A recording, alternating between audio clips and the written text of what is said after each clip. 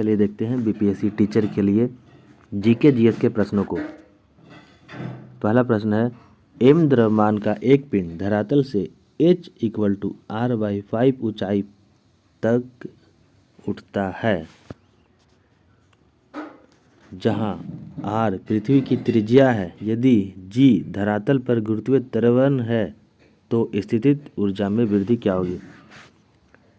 इसको हम direct shortcut trick से बनाएंगे। बोल रहा है स्थितिज ऊर्जा में वृद्धि। स्थितिज ऊर्जा में वृद्धि क्या होगी, हमारा फॉर्मूला हो गया स्थितिज ऊर्जा बराबर में वृद्धि बराबर mgh इंटू r/r+h, जहाँ दिया गया है कि r = r/5 है। इसको सॉल्व करते हैं तो mgh r/r+r/5। mgh तो हर बार लेके चलेगा, तो फिर से छोड़ते हैं mgh। इन दोनों का एलसीएम लेंगे तो यहाँ एलसीएम हो जाएगा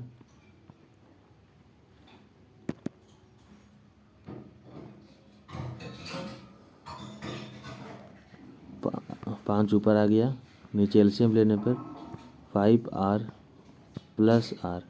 ये 5 यहाँ से 5 निकल कर ऊपर चला जाता है। सॉल्व करते हैं तो ये हो गया 6r। mgh ऊपर 5/6r, r से r खत्म। आंसर हो गया हमारा 5/6 mgh।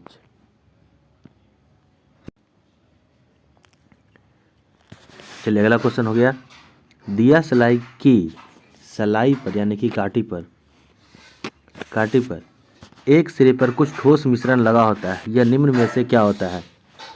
ए number option antimony sulphide, B number potassium chlorate, C number potassium dichromate. B number antimony sulphide, उसके बाद लेड और सोडियम क्लोरेट। 3 नंबर देखते हैं, या C number option antimony sulphide, potassium chlorate और पोटेशियम बाइकार्बोनेट। सही ऑप्शन की अगर बात करें तो इसका सही ऑप्शन हो गया A number antimony sulphate, potassium chloride और पोटेशियम डाइक्रोमेट।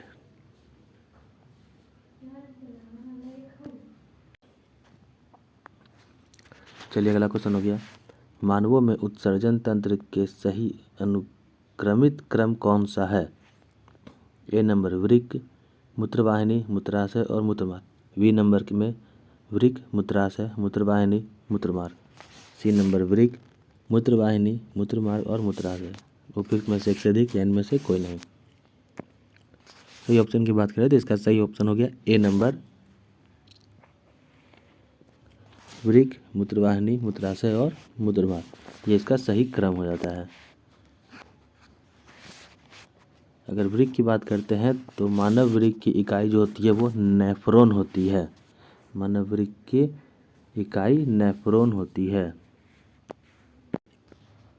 चलिए देखते हैं अगला क्वेश्चन, तारों के टिमटिमाने का क्या कारण होता है। ए नंबर हवा में विभिन्न परतों के घनत्व में परिवर्तन की वजह से आकाश के रंगों में निरंतर परिवर्तन होने के कारण। बी नंबर हवा के विभिन्न परतों के घनत्व में परिवर्तन की वजह से प्रकीर्णन तीव्रता में निरंतर परिवर्तन होने के कारण। सी नंबर हवा की विभिन्न परतों के घनत्व में परिवर्तन की वजह से अपवर्तनांक में निरंतर परिवर्तन होने के कारण। सही ऑप्शन की बात करते हैं तो इसका सही ऑप्शन हो गया सी नंबर हवा के विभिन्न परतों के घनत्व में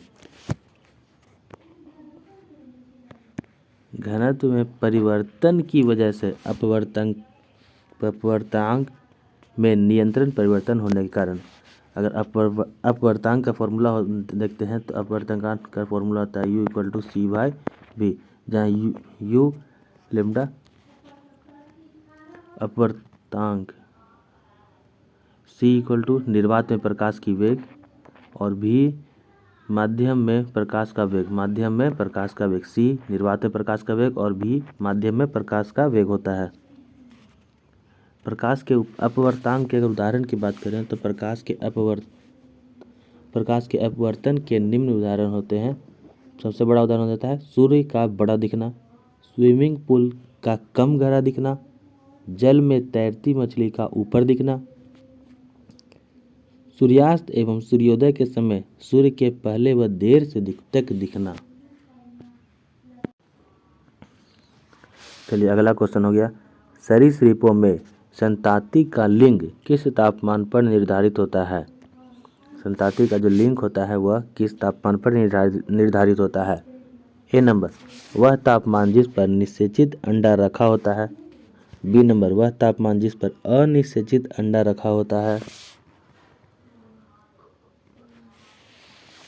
सी नंबर वह तापमान जिस पर डिम्ब रखा होता है। उपयुक्त में से एक से अधिक या इनमें से कोई नहीं। सही ऑप्शन की बात करें तो इसका सही ऑप्शन हो गया ए नंबर वह तापमान जिस पर निषेचित अंडा रखा होता है। अगर लिंग निर्धारण की बात करते हैं तो लिंग निर्धारण पर कुछ कारक होते हैं, या कह सकते हो कि लिंग निर्धारण मुख्य कारणों से प्रभावित होता है। वो मुख्य कारण होते हैं, सबसे पहला तापमान, दूसरा हार्मोनल कारक और तीसरा पोषण। जैसे कि सरीसृपों में उष्मायान के दौरान यानी कि जब उसे गर्म किया जाता है तो उच्च तापमान पर नर तथा निम्न तापमान पर मादा का विकास होता है। सरीसृपों में उच्च तापमान पर नर तथा निम्न तापमान पर मादा का विकास करता है। हार्मोनल कारक में कुछ मछली प्रजातियों में लिंग हार्मोन द्वारा प्रभावित होता है। कुछ मछली प्रजातियों में लिंग मछली के हार्मोन द्वारा प्रभावित होता है। और अगर पोषण की बात करें तो कुछ मक्खियों तथा लार्वा मच्छरों में पोषण के प्रमुख पोषक के तत्वों की उपलब्धता के कारण उनका लिंग निर्धारित होता है।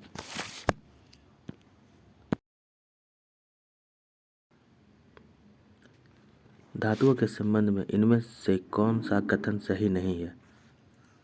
ए नंबर धातुओं को आवर्त सारणी में बाईं ओर रखा जाता है। बी नंबर सामान्यतः धातु अलमीय ऑक्साइड बनाती है। सी नंबर धातुएं प्राकृतिक में वैद्युत धनात्मक होती हैं। उपयुक्त में से एक से अधिक या इनमें से कोई नहीं। देखिए क्वेश्चन दिया गया है कि कौन सा सही नहीं है, तुम्हारा सही ऑप्शन हो गया बी नंबर धातुएं अम्लीय ऑक्साइड बनाती हैं। चलिए धातुओं के अगर गुण की बात करते हैं तो सबसे पहला इंपॉर्टेंट गुण होता है कि यह से आवर्त सारणी में बाईं भाग में या बाईं ओर रखा जाता है। ये सही बात है। प्रायः धातु जो होते हैं वो कठोर और उच्च घनत्व वाले होते हैं। ये भी सही बात है।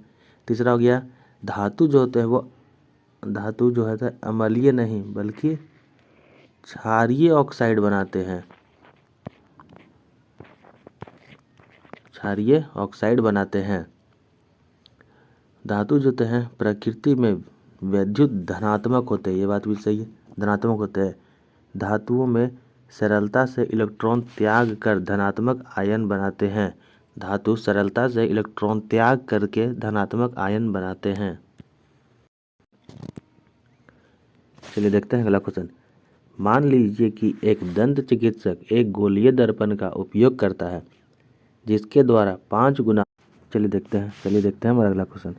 मान लीजिए कि एक दंत चिकित्सक एक गोलीय दर्पण का उपयोग करता है जिसके द्वारा 5 गुना आवर्धित सीधा प्रतिबिंब बन सकता है।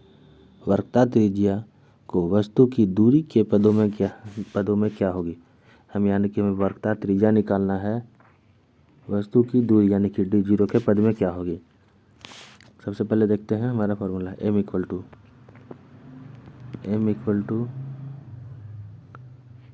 v/u। इसमें से हम एक और फॉर्मूला यूज कर सकते हैं m इक्वल टू फोकस बटा फोकस माइनस u। और हमें पता है कि गोलीय दर्पण में u जो रहता है हमेशा निगेटिव में आता है, u हमेशा निगेटिव में आता है। तो हम कह सकते हैं कि u equal to minus D यानी कि distance zero, u equal to minus distance zero, U क्योंकि यू हमेशा यू का जो मान होता है हमेशा नेगेटिव निकलता है। तो इस तरह से हम फॉर्मूले पर स्टेट करते हैं। एम मेरा 5 दिया हुआ है, एम जो है वो 5 गुना दिया हुआ है कि वार्ता त्रिज्या थी, आवर्धन क्षमता 5 दिया हुआ है। तो हम कह सकते हैं 5 इक्वल टू एफ बटा F minus minus distance zero. Solve करते हैं इसको क्रॉस मल्टीप्लिकेशन करने पे, तो क्रॉस मल्टीप्लिकेशन करेंगे तो 5f plus 5 distance zero equal to F. इसको सॉल्व करते हैं तो मेरा हो जाएगा 4f equal to minus 5 D zero, F equal to 5/4 D zero, distance zero. ये हमारा पहला पॉइंट निकला। अब इसी से हम दूसरा क्वेश्चन, इसी से हम आगे के क्वेश्चन को बनाते हैं। इसमें वैल्यू निकल रहा है F equal to minus 5/4 D zero यानी कि डिस्टेंस जीरो। चलिए सबसे पहले याद करते हैं कि एफ की इक्वल टू क्या निकला था। तो F equal to 5/4 distance zero, minus था माइनस 5/4 इक्वल टू। अब इस फॉर्मूला को हम सेट करते हैं, फोकस निकला हुआ है, हमें निकालना है वर्कता त्रिज्या, वर्कता त्रिज्या यानी कि आर। तो हमको पता है कि आर इक्वल टू 2f होता है, तो 2f पे लगाते हैं तो 2 इंटू एफ का मान मेरा निकला है -5/4 डी जीरो, डिस्टेंस जीरो। 2 बार में कटेगा, आंसर हो गया -5/2 डिस्टेंस जीरो। ये हमारा फिर आंसर हो गया आर, यानी कि गोलीय दर्पण की जो वर्कता त्रिज्या होगी वो डिस्टेंस जीरो के फेस में 5/2 -5/2 डी जीरो होगा, ए यानी कि ए नंबर। चलिए देखते हैं अपना अगला क्वेश्चन, 38 नंबर क्वेश्चन। समान समूह के इनमें से किस तत्व युग्म के तत्व समान रासायनिक गुणधर्म प्रदर्शित करते हैं। बोला जा रहा है कि कौन सा तत्व है जो समान रासायनिक गुणधर्म को प्रदर्शित करता है। Option number A nitrogen and phosphorus, option number B magnesium और manganese, option number C carbon और क्लोरीन। अगर ऑप्शन की बात करते हैं तो सही ऑप्शन हो गया मेरा A number, nitrogen and phosphorus. Nitrogen और फास्फोरस है जो समान रासायनिक गुणधर्मों को प्रदर्शित करता है। अब इसको डिटेल देख लेते हैं कि नाइट्रोजन और फास्फोरस के अंतिम कक्षाओं में दोनों में 5-5 इलेक्ट्रॉन होता है, इसलिए इनका जो रासायनिक गुण होता है वो समान होता है। नाइट्रोजन और फास्फोरस दोनों ग्रुप नंबर 15 में आते हैं, ग्रुप नंबर 15 में आते हैं। वहीं अगर बात करते हैं इनके एटॉमिक मास की, एटॉमिक नंबर की, तो नाइट्रोजन का नंबर 7 और फास्फोरस का नंबर 15 रहता है। कार्बन की बात करते हैं तो इसका 6, क्लोरीन के 17, क्लोरीन का स्थान 17, मैग्नीशियम का 12, मैग्नीशियम का 12 और मैग्नीज का 25, मैग्नीज का 25। इलेक्ट्रॉनिक विन्यास की अगर बात करते हैं तो नाइट्रोजन और फास्फोरस के वैलेंस सेल में 5-5 इलेक्ट्रॉन बचते हैं। नाइट्रोजन और फास्फोरस के वैलेंस सेल में 5-5 इलेक्ट्रॉन बाद में बचते हैं।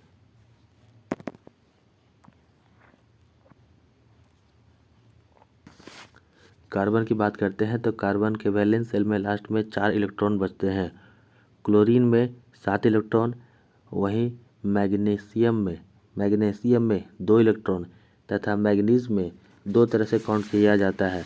मैग्नीज में चौथे सेल में 2 इलेक्ट्रॉन होते हैं, आउटरमोस्ट सेल में 2 इलेक्ट्रॉन। लेकिन अगर हम टोटल वैलेंस इलेक्ट्रॉन की बात करें या रासायनिक गुणधर्मों के अनुसार या ट्रांसेक्शन मेटल के अनुसार, तो मैग्नीज में टोटल वैलेंस इलेक्ट्रॉन 7 हो जाते हैं।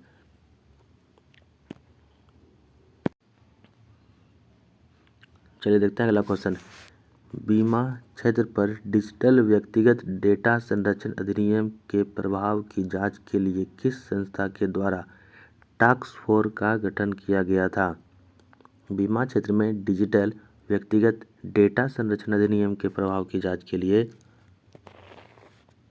किस संस्था द्वारा टास्क फोर्स का गठन किया गया था? Option number A RBI, B number IRDAI, C number SEBI, उपयुक्त में से कोई नहीं या उपयुक्त में से एक से अधिक। सही ऑप्शन की बात करते हैं तो इसका सही ऑप्शन हो गया बी नंबर IRDAI। बीमा क्षेत्र में डिजिटल व्यक्तिगत डेटा संरक्षण अधिनियम के प्रभाव में जांच करने के लिए IRDAI संस्था के द्वारा टास्क फोर्स का गठन किया गया था। बीमा विनियामक और विकास प्राधिकरण का मुख्यालय जो है IRDAI का मुख्यालय हैदराबाद में स्थित है। चलिए देखते हैं अगला क्वेश्चन। बिहार दिवस के अवसर पर किस भारतीय अमेरिकी प्रवासी को सम्मानित किया गया? बिहार दिवस के अवसर पर किस भारतीय अमेरिकी प्रवासी को सम्मानित किया गया? A number Chris Singh, B number Amit Chaudhary, C number Dinesh Ranjan, इनमें से कोई नहीं या इनमें से एक से अधिक। चलिए सही ऑप्शन की बात करते हैं तो इसका सही ऑप्शन हो गया उपयुक्त में से एक से अधिक। बिहार दिवस के अवसर पर भारतीय अमेरिकी प्रवासी में 4 व्यक्तियों को सम्मानित किया गया था, जिसमें से पहले क्रिस सिंह, दूसरा अमित चौधरी, तीसरे दिनेश रंजन और चौथे व्यक्ति अभिनव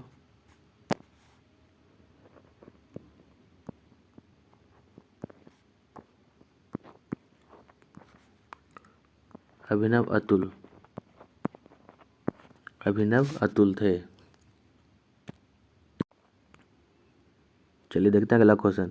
राष्ट्रीय समुद्री दिवस कब मनाया जाता है? राष्ट्रीय समुद्री दिवस कब मनाया जाता है? ऑप्शन नंबर ए 5 अप्रैल, ऑप्शन नंबर बी 7 अप्रैल, ऑप्शन नंबर सी 21 सितंबर, उपयुक्त में से एक से अधिक, उपयुक्त में से कोई नहीं।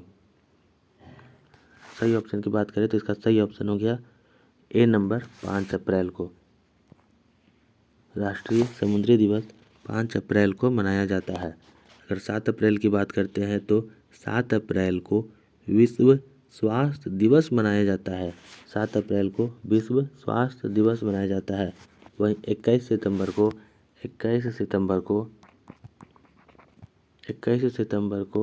विश्व शांति दिवस मनाया जाता है। 7 अप्रैल को विश्व स्वास्थ्य दिवस और 21 सितंबर को विश्व शांति दिवस मनाया जाता है।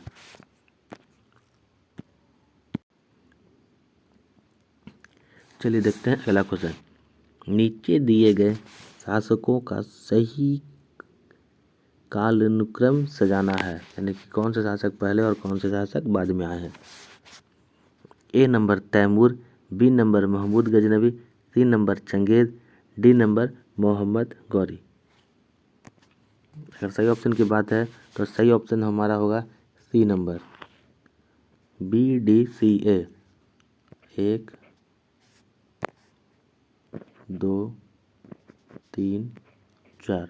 अब एज के अनुसार इसको सजाते हैं कि किस वर्ष में कौन सा व्यक्ति पहले आया था।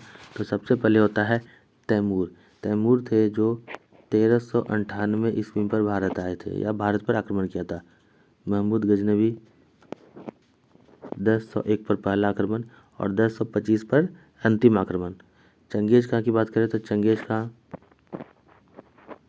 1209 में और मोहम्मद गौरी 1175 में सिंध प्रांत पर, भारत के सिंध प्रांत पर। और अगर बात करें पृथ्वीराज के साथ तो 1191 में प्रथम लड़ाई पृथ्वीराज चौहान के साथ। अब आप अच्छी तरह से देख सकते हैं कि कौन सा व्यक्ति पहले आया था। तो सबसे पहले आया बी नंबर महमूद गजनवी, उसके बाद 1175 में महमूद गौरी, देन उसके बाद आया 3 नंबर पर चंगेज खां और चंगेज खां के बाद तैमूर ए नंबर। चलिए देखते हैं हमारा अगला क्वेश्चन।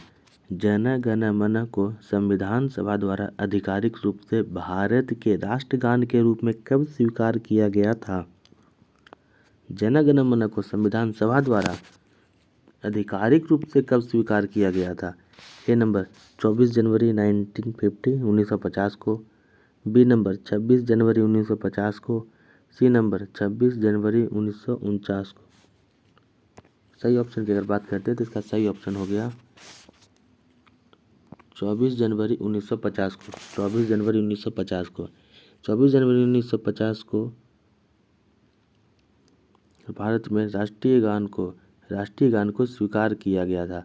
अन्य कुछ इम्पोर्टेंट डेट में जिसे देख लेते हैं। 26 जनवरी 1950 26 जनवरी 1950 26 जनवरी 1950 को भारत का अपना संविधान लागू किया गया था, अपने संविधान को पारित किया गया था। 26 जनवरी 1949 26 जनवरी 1949 को ऐसा कोई खास डेट इसमें है नहीं जिसमें संविधान सभा से संबंधित कोई खास ऐसा इम्पोर्टेंट डेट नहीं है, लेकिन कुछ अन्य इम्पोर्टेंट को देख लेते हैं। जैसे 24 जनवरी 1950 को राष्ट्रगान जन गण मन और 24 जनवरी 1950 को वंदे मातरम गीत।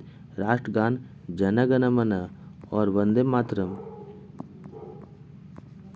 मातरम दोनों 26 जनवरी 1949 को लिया दोनों 24 जनवरी 1950 को अपनाया गया। 24 जनवरी 1950 को अपनाया गया। 22 जुलाई 1947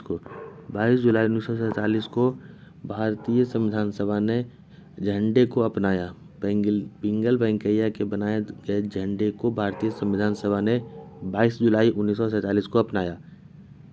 26 नवंबर 1949 को संविधान को अपनाया गया था। वहीं 26 जनवरी 1950 को संविधान को पूर्ण तरह से आधिकारिक तौर पर लागू कर दिया गया था। चलिए देखते हैं अगला क्वेश्चन। निम्नलिखित में से किस भूतपूर्व INA नेता पर ब्रिटिश भारत की सरकार के विरुद्ध युद्ध भड़काने का आरोप नहीं लगा था? किस नेता पर ब्रिटिश भारत की सरकार के विरुद्ध युद्ध भड़काने का आरोप नहीं लगा था?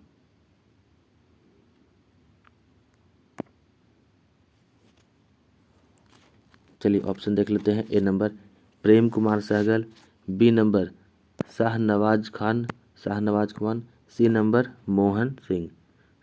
मोहन सिंह। सही ऑप्शन की अगर बात करें तो इसका सही ऑप्शन हो गया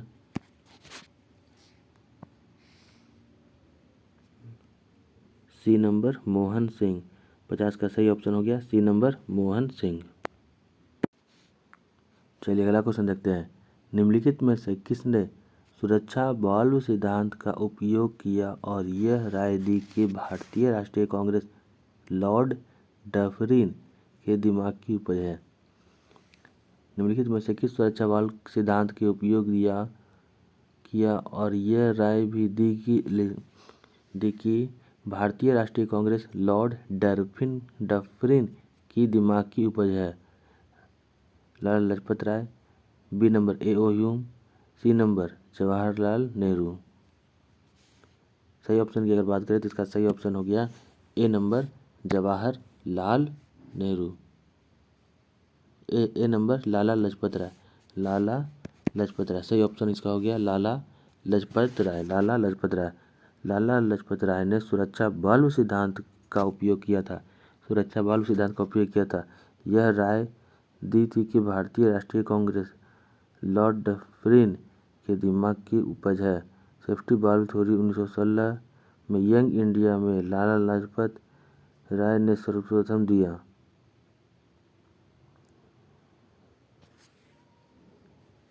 इसके साथ साथ जवाहरलाल नेहरू की अगर बात करते हैं तो जवाहरलाल नेहरू के कुछ प्रमुख बातें, जैसे सबसे पहला होता है ऑब्जेक्टिव रिसॉल्व यानी कि उद्देश्य प्रस्ताव। 15 दिसंबर 1946 को उद्देश्य प्रस्ताव को पेश किया गया था जवाहरलाल नेहरू के द्वारा 15 दिसंबर 1946 को उद्देशिका यानी कि प्रस्तावना के पास को पेश किया गया था। उसके बाद सेकेंड में हो जाता है सीटीईओ के अध्यक्ष। समितियों के अध्यक्ष तो जवाहरलाल नेहरू संघ शक्ति और संघ संविधान समिति, जवाहरलाल नेहरू संघ शक्ति समिति और संघ संविधान समिति के अध्यक्ष भी थे। और बहुत ही इम्पोर्टेंट पॉइंट, नदी पर बनाए गए डैम को जवाहरलाल नेहरू ने भविष्य के, या कह सकते हो नई जमाने का मंदिर की संज्ञा दी थी, भविष्य के मंदिर की संज्ञा दी थी।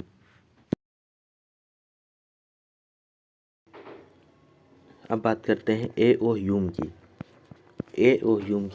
जो ए.ओ. ह्यूम है वो भारत में founder of Indian national Congress यानी कि भारतीय राष्ट्रीय कांग्रेस के संस्थापक के रूप में उन्हें जाना जाता है।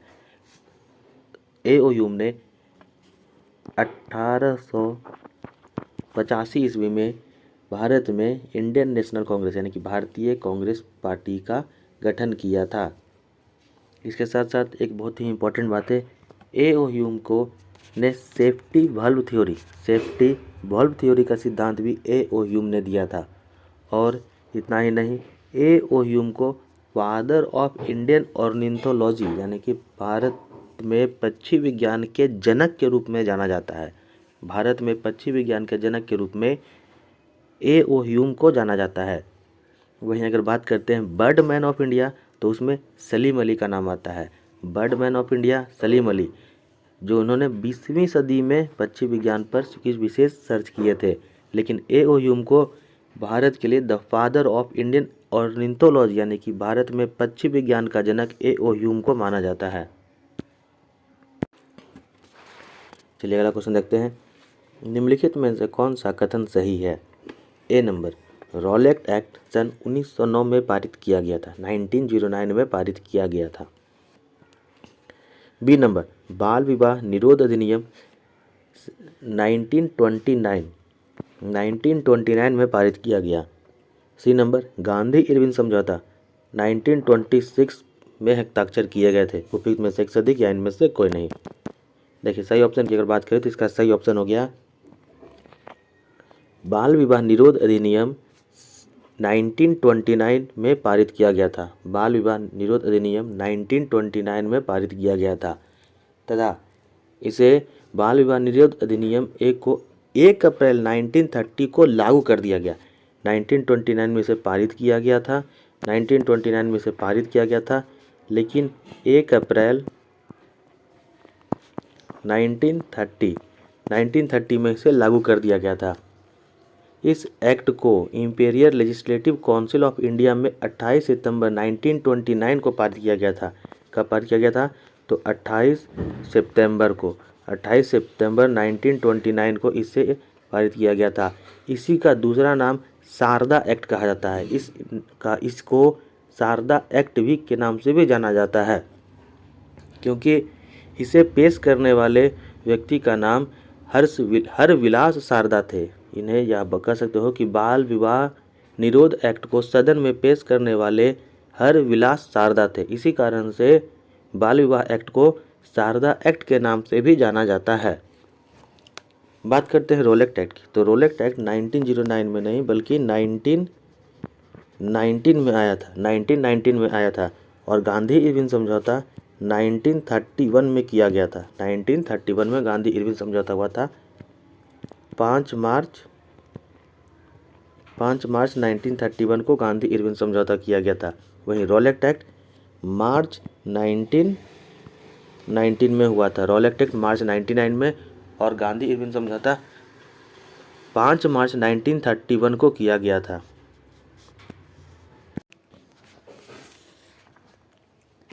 चलिए हमारा अगला क्वेश्चन है, निम्नलिखित में से कौन सी पुस्तक मौलाना अबुल कलाम आज़ाद द्वारा लिखा गया है? इसमें से कौन सी पुस्तक है जिसे मौलाना अबुल कलाम आज़ाद द्वारा लिखा गया है? A number, we the people. B number, wings of fire. C number, India wings freedom. सही ऑप्शन की अगर बात करें तो इसका सही ऑप्शन हो गया C number, India wings freedom. India wings freedom पुस्तक मौलाना अबुल कलाम आज़ाद के द्वारा लिखा गया है। वहीं बात करते हैं वी द पीपुल की, तो वी द पीपुल को लिखने वाले हैं नानी पाखलीवाला। नानी पाखलीवाला वी द पीपुल के राइटर हैं नानी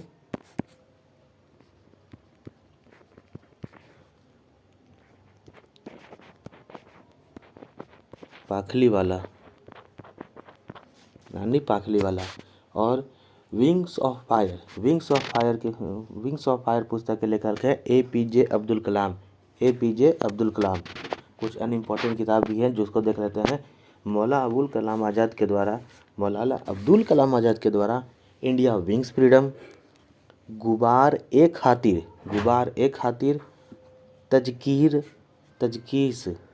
तजकीरा और तजकीरा पुस्तक मौलाना अबुल कलाम आज़ाद के द्वारा लिखा गया है। इंडिया विंग्स फ्रीडम, गुबार ए खातिर और तजकीरा पुस्तक मौलाना अबुल कलाम आज़ाद द्वारा लिखा गया है। और अबुल कलाम आज़ाद ने एक न्यूज़पेपर को भी संचालित किया था जिसका नाम अल हिलाल न्यूज़पेपर का संचालन, जो उर्दू भाषा में प्रकाशित होती थी, उसका संचालन मौलाना अबुल कलाम आज़ाद के द्वारा किया गया था। चलिए अगला क्वेश्चन है 1936 में लखनऊ में अखिल भारतीय किसान सभा का प्रथम अध्यक्ष किसे चुना गया था? Option number A NG Ranga, option number B EMS Namboodiripad, C number Swami Sahajanand Saraswati. चलिए सही ऑप्शन की अगर बात करते हैं तो इसका सही ऑप्शन हो गया सी नंबर स्वामी सहजानंद सरस्वती। 1936 में लखनऊ में अखिल भारतीय किसान सभा का प्रथम अध्यक्ष स्वामी सहजानंद सरस्वती को चुना गया था। स्वामी सहजानंद अपने समय में 1936 के आसपास में एक बड़े किसान नेता के रूप में उभरे थे। उन्होंने हुंकार पत्रिका के माध्यम से किसानों की समस्याओं को जोरदार रूप से सरकार के सामने प्रत्यक्ष किया था, सरकार के सामने रखा था।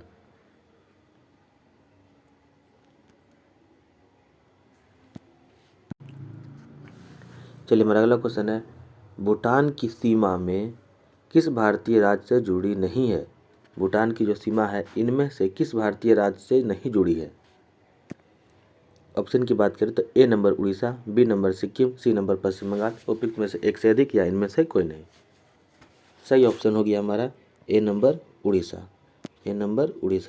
भूटान की जो सीमा होती है वो उड़ीसा राज्य से जुड़ी हुई नहीं है। इस प्रश्न में कुछ इम्पोर्टेंट ये हो जाता है कि हमें उन राज्यों के नाम स्पेशली याद करने पड़ेंगे जिसकी सीमा करीब करीब 3 देशों से जुड़ी हुई है। जैसे पहले आता है लद्दाख राज्य की सीमा पाकिस्तान, चाइना और अफगानिस्तान 3 देशों से जुड़ी हुई है। लद्दाख की सीमा पाकिस्तान, चाइना और अफगानिस्तान से 3 देशों से जुड़ी हुई है। सिक्किम की बात करते हैं तो सिक्किम की सीमा नेपाल, भूटान और चीन के साथ जुड़ी हुई है। अरुणाचल प्रदेश की सीमा रेखा भूटान, चीन और म्यांमार से जुड़ी हुई है। वेस्ट बंगाल में नेपाल, भूटान और बांग्लादेश, वेस्ट बंगाल से नेपाल, भूटान और बांग्लादेश तीनों देश की सीमा वेस्ट बंगाल से को छूती है। चलिए अगला क्वेश्चन देखते हैं निम्नलिखित में से कौन सी नदी बंगाल की खाड़ी में गिरती है? इनमें से कौन सी नदी है जो बंगाल की खाड़ी में गिरती है? Option number A Sindhu, B number Kaveri, C number Narmada, उपयुक्त में से एक से अधिक या इनमें से कोई नहीं। सही ऑप्शन की अगर बात करते हैं तो इसका सही ऑप्शन हो गया बी नंबर कावेरी नदी बंगाल की खाड़ी में गिरती है। कावेरी नदी का उद्गम स्थल कर्नाटक के ब्रह्मगिरी पहाड़ी से होता है।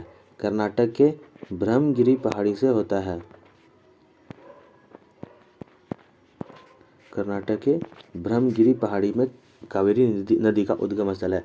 कावेरी नदी पर प्रमुख या बहुत ही प्रचलित शिव समुद्रम जलप्रपात स्थित है। कावेरी नदी को दक्षिण भारत की एक पवित्र नदी भी माना जाता है, इसलिए इसे दक्षिण भारत की गंगा भी कहते हैं। कावेरी नदी को दक्षिण भारत की एक पवित्र नदी माना जाता है, इसलिए इसे दक्षिण भारत की गंगा कहते हैं। सिंधु, नर्मदा, ताप्ती ये सभी नदियाँ मुख्य रूप से नदियाँ सिंधु, नर्मदा, ताप्ती ये सभी नदियाँ अरब सागर में गिरती है। कुछ इंपॉर्टेंट नदी जो बे ऑफ बंगाल यानी कि बंगाल की खाड़ी में गिरती है उसमें गंगा, ब्रह्मपुत्रा, गंगा और ब्रह्मपुत्रा के मिलने पर जो नदी बनती है मेघना यानी कि गंगा, ब्रह्मपुत्रा, मेघना, गोदावरी, कृष्णा, कावेरी, पेन्नार, स्वर्णरेखा ये सभी कुछ प्रमुख नदियां हैं, भारत की प्रमुख नदियां हैं जो बंगाल की खाड़ी में गिरती हैं। अरब सागर में गिरने वाली नदियों में सिंधु नदी, नर्मदा, ताप्ती, माही, साबरमती, लूनी, पेरियार, मांडवी, जुआरी, शरावती और भरतपुछा।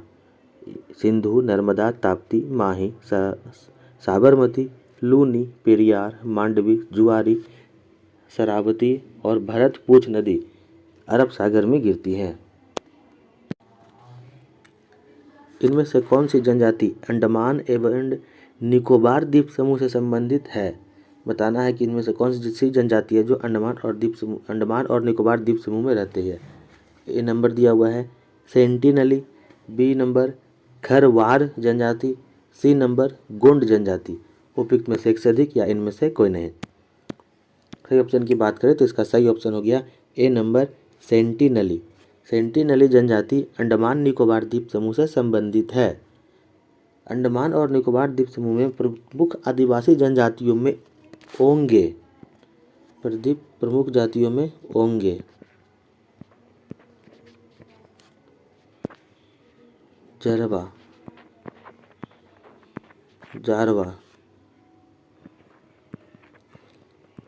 सेम्पेन, सेंटिनली और ग्रेट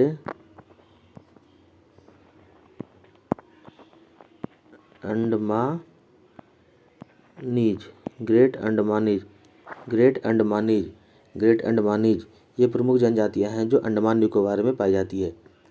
अगर मूल निवासियों की बात करें तो मूल निवासी में निग्रोटो और जरावा अंडमान के मूल निवासी जनजातियां हैं।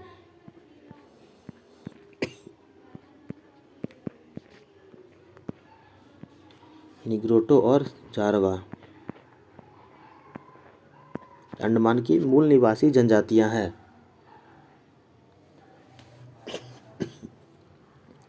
कुछ अन्य राज्यों की प्रमुख जनजातियों में आंध्र प्रदेश में चेंचू, कोचा और गुड़ावा, महाराष्ट्र में बरली, भारिया, भील और कोली, पश्चिम बंगाल में कोरा, मुंडा, संथाल और बिरहोर जनजाति, हिमाचल प्रदेश में गद्दी, गुर्जर और लाहौल जनजाति, मणिपुर में कुकी, अंगामी, नागा और लांगमा जनजाति प्रमुख है।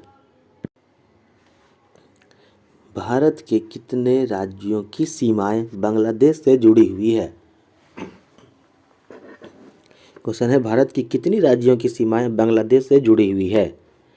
सही ऑप्शन को देखते हैं।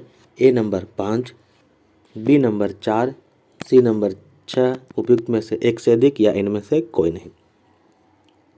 सही ऑप्शन की बात करें तो इसका सही ऑप्शन हो गया भारत के 5 राज्यों की सीमाएं बांग्लादेश के साथ जुड़ी हुई है। इन 5 राज्यों में पश्चिम बंगाल, त्रिपुरा, मेघालय, मिजोरम, असम। पश्चिम बंगाल, त्रिपुरा, मेघालय, मिजोरम और असम ये 5 राज्य है जिसकी सीमा बांग्लादेश के साथ जुड़ी हुई है। भारत की बात करते हैं तो भारत के कुल 17 ऐसे राज्य हैं जिसकी सीमाएं पड़ोसी देश के साथ सटी हुई हैं। भारत की कुल 17 ऐसे राज्य हैं जिसकी सीमाएं पड़ोसी देशों के साथ सटी हुई है। अगर विस्तार की बात करते हैं तो उत्तर से दक्षिण की ओर 32-14।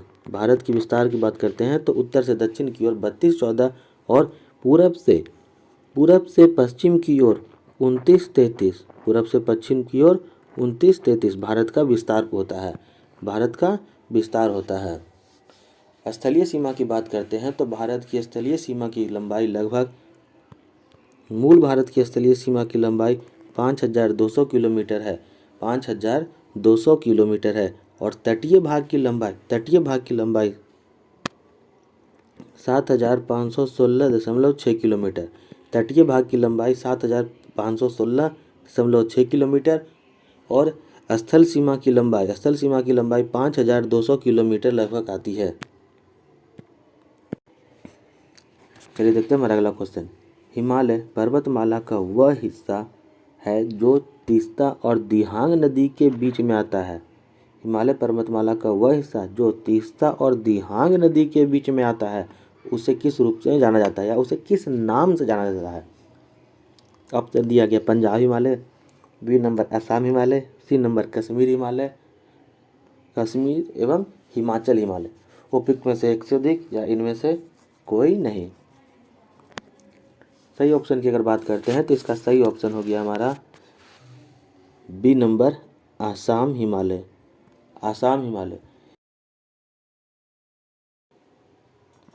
सही आंसर आसाम हिमालय। अगर हिमालय की बात करते हैं तो हिमालय के प्रादेशिक रूप से 4 भागों में बांटा गया है। उन्हें 4 भागों में बांटा गया है। पहला आता है पंजाब हिमालय सिंधु और सतलज रिवर के नीचे।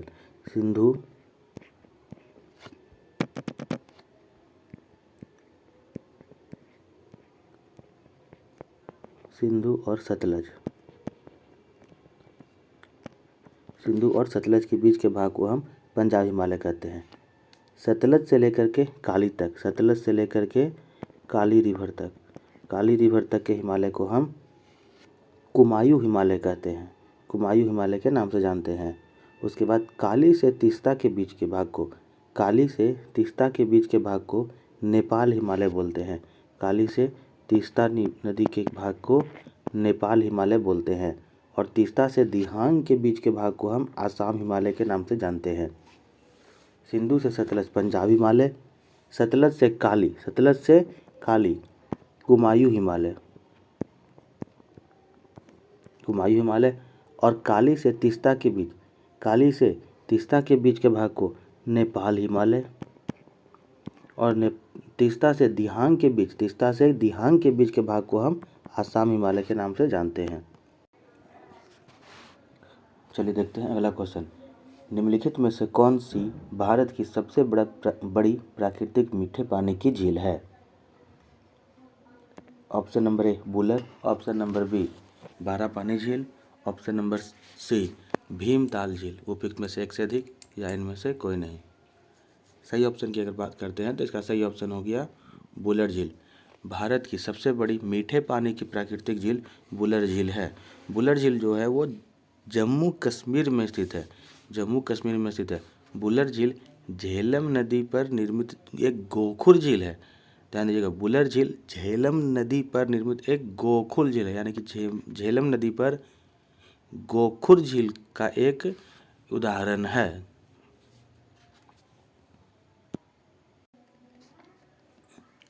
हमारा अगला क्वेश्चन हो गया चाबहार बंदरगाह किस देश में स्थित है?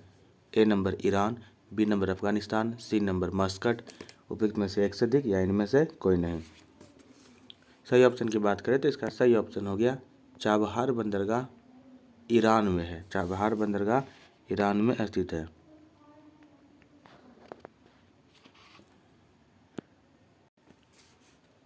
चलिए हमारा अगला क्वेश्चन हो गया भारत के पड़ोस में घोड़े की नाल जैसे आकार वाले मूंगे के द्वीप समूह है।